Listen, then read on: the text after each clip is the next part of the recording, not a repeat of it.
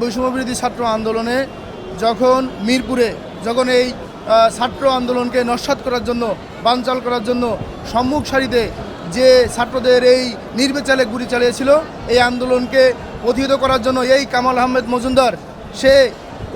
কোর্টে বলছে যে তার ডায়াবেটিক্স আছে, তার হাই প্রেশার, অন্য জটিল রোগে সে ভুগছে। আমরা এখানে দেখলাম তারা যখন রাজপথে আন্দোলন করে জিন্স প্যান্ট পরে ছাত্র জনতাকে এই আন্দোলন প্রতিহত করার জন্য তারা রাজপথে আপনার গুলি ছড়ে এবং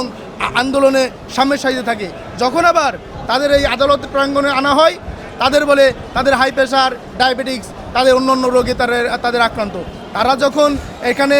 রাজপথে থাকে তখন তাদের মনে হয় 16 বছরের টকবাকে যুবক, আবার তাকে যখন এবার এই আদালতে তোলা হয় তখন তার নানাবিধ রোগে তাদের এই আপনার আদালতকে বোঝানো হয়। এবং কামাল আহমেদ মজুমদার আজকে আরেকটি কথা বলেছেন এবং আরেকটি কথা বলেছেন, সেটি হলো সে বাংলাদেশ আওয়ামী লীগের প্রাথমিক সদস্যপদ সে রাখতে চায় না, সে রাজনীতি করতে চায় না, এবং সে বলতে চায় আমাকে ডিজিটাল একটা কোরআন শরীফ দেওয়া হোক এবং আদালতের ভিতরে আমাকে অন্য সুযোগ সুবিধা দেওয়া হোক। বলে সে অঝরে আদালতের ভিতরে আমরা নোটিশ করেছি, সে তার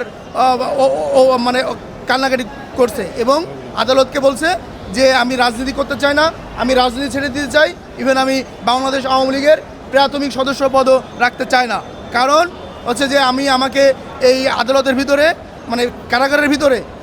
আমাকে ডিজিটাল কোরআন শরীফ দেওয়া হোক এবং আমাকে নামাজ কালামের বা এই ইবাদত করার সুযোগ দেওয়া হোক, আমি আর কোনো রাজনীতি করবো না, দ্যাটস এনাফ, এই কথা বলেছেন।